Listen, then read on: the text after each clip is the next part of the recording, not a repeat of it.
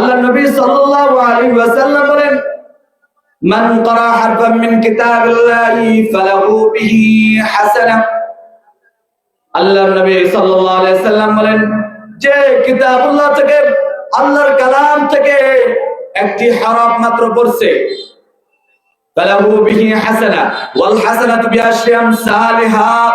আল্লাহ নবী বলছে, সে মাত্র একটা কোরআনে কারীম থেকে একটা আয়াত সে পাঠ করছে, একটা আয়াত নয় বরং একটা হরফ পাঠ করছে, তো তার আমলনামায় সাথে সাথে 10টা নেকি লিপিবদ্ধ হয়ে গেছে।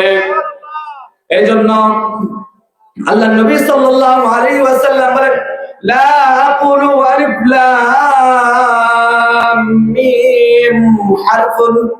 আল্লাহ নবী বলেন, আমি বলি না যে আলিফ লাম মিম পুরোটা বাক্য একটা হরফ।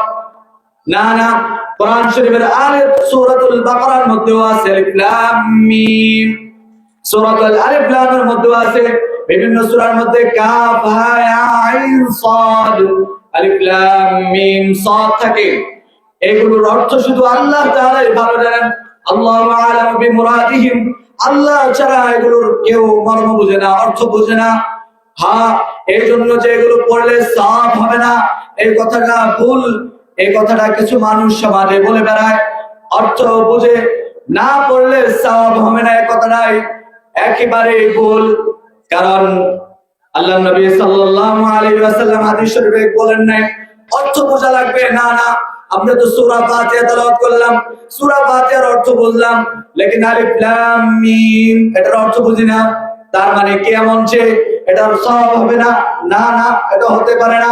আল্লাহর নবী বলেন, যে আমার আল্লাহর কালামুল্লাহ থেকে একটি হরফ পড়বে, তার জন্য আল্লাহ তাআলা তার আমলনামায় 10টা নেকি লিখে দিবেন। আল্লাহর নবী সাল্লাল্লাহু আলাইহি ওয়াসাল্লাম বলেন, আমি বলি না যে আলিফ লাম মিম এটা একটা হরফ। না না, বরং লাকিন আলিফুন হারফুন, আলিফ একটা হরফ, লাম একটি হরফ, মিম একটি হরফ। সুতরাং তুমি বান্দা তোমার জবানে বলছো আলিফ লাম মিম, আমার সাথে সাথে যে সমস্ত আমার শ্রোতারা আছে, বাড়িতে পর্দার আড়ালের মা ও বোনেরা আছেন, যারা আমার সাথে সাথে পড়ছেন আলিফ লাম মিম, আল্লাহ বলে, বান্দা তুমি না আমাকে ডাকছো, তুমি না মায়ার সুরে বলছো আলিফ লাম মিম, আমাকে সহ যারা পড়ছে শুনছে, আল্লাহ তাআলা প্রত্যেকের আমলনামায় 10 10 3 10 30 লেখা আল্লাহ তাআলা আমলনামায় দিয়ে দিবেন। এই জন্য কোরআনে কারীমের তেলাওয়াতের ব্যাপারে বলতে গেলে যদি কথা বলতেই থাকি শেষ হবে না।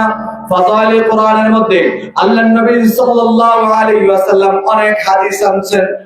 সেই সমস্ত হাদিস যদি দিন রাত 24 ঘন্টা বয়ান করা হয়, আলোচনা করা হয়, আলোচনা করা যাবে, লেকিন আলোচনা শেষ হবে না। কারণ আল্লাহ তাআলা এত এত আয়াত নাযিল করেছেন, আল্লাহর নবী সাল্লাল্লাহু আলাইহি ওয়াসাল্লামের এত এত হাদিস আছেন, যেগুলো আমরা বলতে পারবো লেকিন বলে শেষ করা যাবে না। আল্লাহর নবী সাল্লাল্লাহু আলাইহি ওয়াসাল্লাম বলেন, এই কোরআনের দ্বারা এক জাতিকে আল্লাহ তাআলা সম্মান দান করেন, আবার এক জাতিকে কোরআনের দ্বারা আল্লাহ তাআলা বঞ্চনা লাঞ্ছনা দেন। বলে এই কোরআনের সাথে যে লাগবে সে হোক রিস্কাওয়ালার ছেলে, আল্লাহ তাআলা তার দাম বাড়ায় দিবেন, হোক সে কোটিপতি ছেলে, আল্লাহ তাআলা কোরআনের সাথে সে সম্পর্ক রাখার কারণে আল্লাহ তাআলা তার দাম বাড়ায় দিয়েছেন। বলে কোরআনের এত এত লাভ, বলে আমরা তো জানি লেকিন মানি না। আরে ভাই, জানার নাম কামিয়াবি না, মানার নাম হচ্ছে কামিয়াবি। সকালে মাদ্রাসাগুলোতে সকাল বা ফজরের পরে সূরাতুল ইয়াসিন পড়া হয়। বলে সূরাতুল ইয়াসিন যে পড়বে, দিনের অংশে পড়ছে, তো আল্লাহ তাআলা তার সারা দিনের জিম্মাদারি হয়ে গেছেন, তার সারা দিনের ভালো মন্দ, তার খারাপই আল্লাহ তাআলা দেখবেন। বলে এমনি ভাবে জোহরের নামাজের পরে সূরাতুল ফাতিহা আছে, এমনি ভাবে আসরের পরে সূরাতুন নাবা আছে, প্রত্যেক নামাজের পরে বিশেষ করে মাগরিবের নামাজের পরে সূরাতুল ওয়াকিয়া আছে, ওয়াকিয়া যে তেলাওয়াত করবে, আল্লাহ রাসূল সাল্লাল্লাহু আলাইহি ওয়াসাল্লাম বলেন তার রিজিকের কোনো অভাব থাকবে না, তার রিজিকের ফয়সালা স্বয়ং আল্লাহ তাআলা দায়িত্ব নিয়ে নেবেন। এশারের পরে একটি সূরা আছে সূরাতুল মুলক, 30 আয়াত বিশিষ্ট একটি সূরা। আল্লাহ রাসূল সাল্লাল্লাহু আলাইহি ওয়াসাল্লাম বলেন যে ব্যক্তি এটা নিয়মিত তেলাওয়াত করবে, এই সূরা তার ব্যাপারে সুপারিশ করবে। কবরে তাকে নেওয়ার পরে তাকে যতক্ষণ পর্যন্ত না মাফ করবে, এই সূরা তার জন্য সুপারিশ করে যাবে। এই জন্য কোরআনের সাথে সম্পর্ক রাখা আমাদের জন্য আবশ্যক। আজ সমাজে দেখা যায় কোরআন শরীফ তো তেলাওয়াত করি না, বরং কোরআন যে শরীফটা আমাদের ঘরে আছে, দুঃখ হলো সত্য যে এই কোরআন শরীফটাকে একটু চুমু খাওয়া, এই কোরআন শরীফটার সাথে একটু মহব্বত মিলানো, এই কোরআনের সাথে বুকটাকে লাগানো, সিনাটাকে লাগানো, চক্ষুটাকে লাগানো। কাল হাশরের ময়দানে তো এই চোখ সাক্ষী দিবে, এই হাত সাক্ষী দিবে, বুক সাক্ষী দিবে, মুখ সাক্ষী দিবে। এই মুখটা কোরআনের সাথে লাগছে, কোরআন সাক্ষী দিবে। এই কোরআন বলবে না এই মুখটা আমার সাথে লাগছে, সে না আমাকে দুনিয়াতে অনেক মহব্বত করছে, পড়তে পারে না, তারপরেও আটকে আটকে বলে, তুপকা বলে, আটকানোর পরেও বলে আল্লাহর নবী বলেন কোরআন শরীফ কাল হাশরের ময়দানে সাক্ষী দিবে এই বান্দা আমাকে পড়তে পারে নাই, আটকে আটকে পড়ে তারপরেও মহব্বত রাখছে, সুতরাং তাকে ছাড়া আমি থাকবো না, তাকে ছাড়া আমি যাব না, যতক্ষণ পর্যন্ত না তাকে মাফ করা হবে আমি তার শহরের কাছ থেকে চলে যাব না। দুঃখ হলেও সত্য যে সমাজে যে সমস্ত কোরআন শরীফ রাখে পুরাতন হয়ে গেলে এটার কাজ হচ্ছে এখন মসজিদ, এটাকে মসজিদে আনতেই হবে।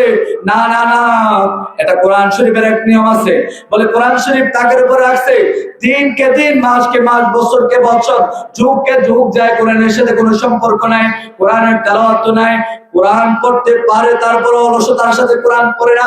ওই যে তাকের উপর রাখছে, ওই তাকের উপরে ধুলা বালু যে মিশছে, ওই তাকের উপর থাকা ওই কোরআন শরীফটা ধুলাবালুর সাথে মিশ্রিত। আমার সময় হয় না ওই কোরআন শরীফটাকে মুছে কোরআন শরীফের মধ্যে গিলাপ পড়ায়া আমি কোরআনের সাথে একটু সম্পর্ক করি, কোরআন কারীমের তেলাওয়াত করি। আমার একটা সম্পর্ক হয় না, আমার সময় হয় না। দুনিয়ার কোন না সময়টা, দুনিয়ার কোন জিনিসটা আমি করতে পারি, লেকিন কোরআনের কারীমের এই তেলাওয়াতটা করতে পারি না। আল্লাহর নবী সাল্লাল্লাহু আলাইহি ওয়াসাল্লাম বলেন আমরা তো ফজরের সময় 5টার সময় বাচ্চাদেরকে মাদ্রাসা থেকে ঘুম থেকে জাগ্রত করে দেই, ওঠানোর পরে ঘুম থেকে জাগ্রত করার পরে কোরআন কারীমের তেলাওয়াতে মশগুল করাই দেই। বাচ্চারা কোরআন শরীফ তেলাওয়াত করতে থাকে, তখন কেউ শুনে না তো ফেরেশতা শুনে। আল্লাহ বলেন ফেরেশতা শুনতেছে, আল্লাহ শুনতেছে, তাদের প্রত্যেকটা হরফে হরফে সওয়াব হইতেছে। তারা যখন সকালবেলা মাদ্রাসায় পড়ে তাদের প্রাণ শরীর থেকে কোরআনের শরীফের সার্বক্ষণিক গ্রাম ছড়াইতে থাকে, কোরআনের খুশবু তাদের শরীর থেকে ছড়াইতে থাকে। আর নাকি কিছু সমাজের মানুষ বান্দা ও তুমি যে সমাজে ঘুরে বেড়ে বেড়াচ্ছ, মাদ্রাসার ব্যাপারে কটূক্তি করছো, মাদ্রাসার উস্তাদের ব্যাপারে কটূক্তি করছো, মাদ্রাসার ছাত্রের ব্যাপারে কটূক্তি করছো, আগে ভাবো, আগে চিন্তা করো, তারপরে তুমি বলো, তারপরে কোনো আফসোস নাই। নবী করিম সাল্লাল্লাহু আলাইহি ওয়াসাল্লাম বলেন খায়রুকুম মান তাআল্লামাল কুরআনা ওয়া আল্লামা। দুনিয়ার জমিনে, আসমানের নিচে, জমিনের উপরে, সারা পৃথিবীতে সর্বশ্রেষ্ঠ মানুষ তারাই যারা জমিনের মধ্যে থেকে আল্লাহর কোরআনে কারীম নিজে শিখছে, অপরকে শিখছে।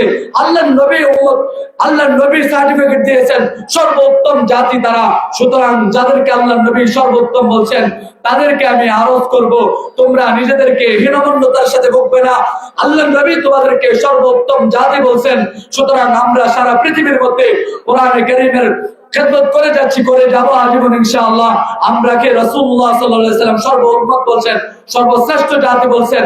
আমাদেরকে নিয়ে কটূক্তি করা সমাজের বাইরে, আমাদের আলেমদেরকে সরল মনা পাইয়া আলেমদের সাথে দুর্ব্যবহার করে, এটা আদৌ উচিত নয়।